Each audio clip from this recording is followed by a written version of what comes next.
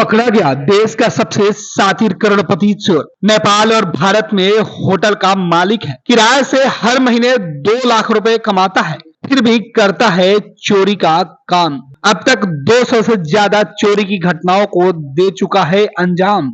देश के सबसे शातिर चोर को पुलिस ने पकड़ लिया है। ये चोर करोड़पति है। वो नेपाल में होटल का मालिक है तो भारत में सबसे बड़ा गेस्ट हाउस चलाता है। जमीन और मकान के किराए से महीने में लाखों रुपए आते हैं, लेकिन करोड़ों की संपत्ति बनाने के बाद भी चोरी का पेशा नहीं छोड़ा। अब तक 200 से ज्यादा चोरी की घटनाओं को अंजाम दे चुका है और आखिरकार 3 शादी करने वाला यह शातिर अब पुलिस के गिरफ्त में है। इसके कारनामों की लिस्ट इतनी लंबी चौड़ी है कि पुलिस भी देखकर हैरान रह गई। दिल्ली के इलाकों में इस चोर ने सनसनी फैला दी थी। बंद घरों में चोरी करके यह शातिर आसानी से निकल जाया करता था। पुलिस हाथ मलती रहती थी। जिसे दिल्ली की मॉडल टाउन पुलिस ने गिरफ्तार किया है, उसे करावल नगर से गिरफ्तार किया गया।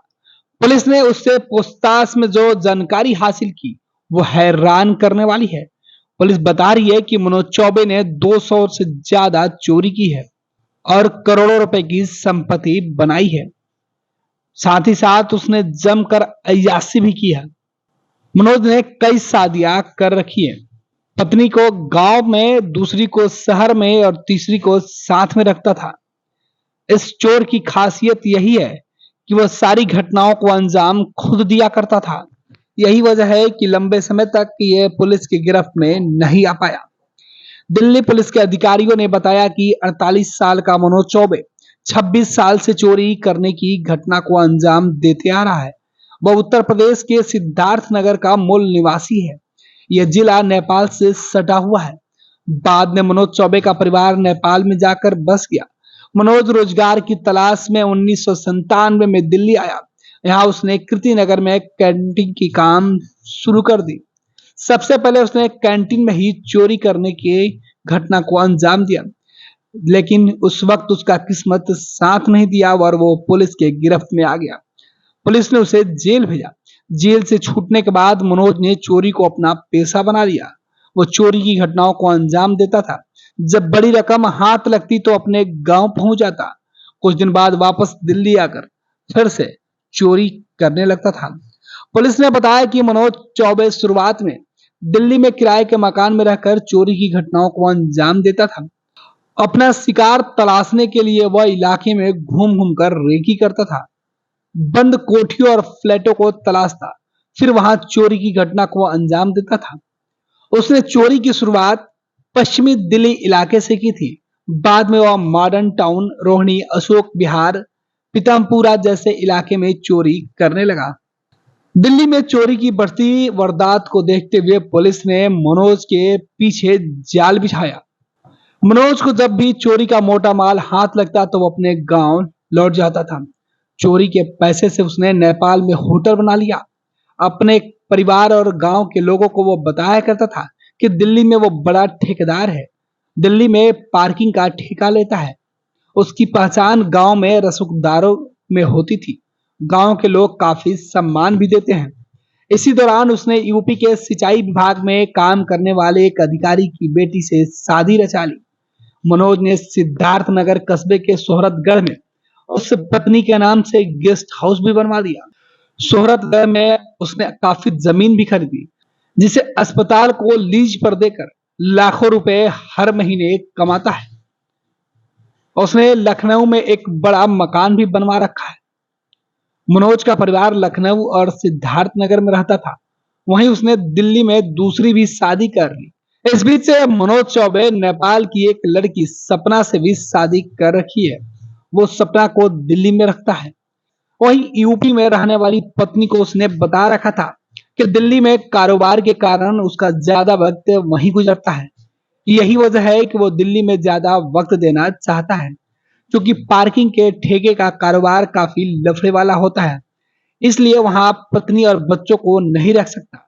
वहीं लखनऊ में उसके बच्चे प्रतिष्ठित स्कूलों में पढ़ाई करते हैं। पुलिस ने बताया कि चोरी की घटना में मनोज 9 बार गिरफ्तार हो चुका है, लेकिन वो अपना नाम राजू बताता था और पता भी गलत बताता था।